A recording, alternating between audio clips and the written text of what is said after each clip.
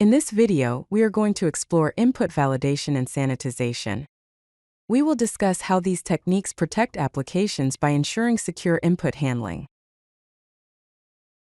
Input validation is the process of verifying that user input meets expected criteria before processing it in your application.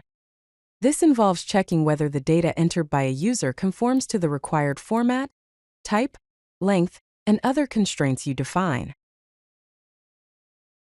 Input sanitization is the process of cleaning and filtering user input by removing or escaping potentially dangerous characters and content.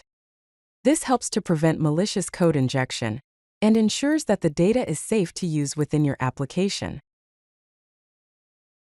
Failing to validate and sanitize user inputs can lead to several security threats, including SQL injection, which involves inserting malicious SQL code into application queries, and cross-site scripting attacks, also known as XSS attacks, which occur through malicious scripts in user input.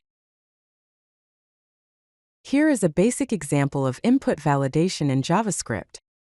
This code defines a function called validate email that takes an email address as input. It checks if the email is empty, and then tests if it matches a valid email format using a regular expression. If the email is valid, the function returns null. Otherwise, it returns an error message. This slide shows an example of input sanitization. The sanitize input function removes HTML tags and scripts from the user input to prevent cross-site scripting attacks. It also escapes special characters like ampersands, less than, and greater than signs to ensure they are treated as plain text. There are several popular libraries and tools available to help with input validation and sanitization. Joi is a schema validation library for JavaScript that allows you to define the structure and type of data you expect. DOMPurify is an HTML sanitization library that helps prevent cross-site scripting attacks by cleaning up HTML input. When implementing input validation and sanitization, it is important to always validate on the server side, never trust client-side validation alone, and define what is allowed rather than what is forbidden for better security.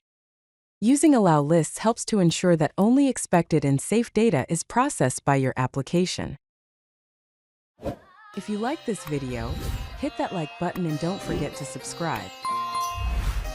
Visit CodeLucky.com for more such useful content.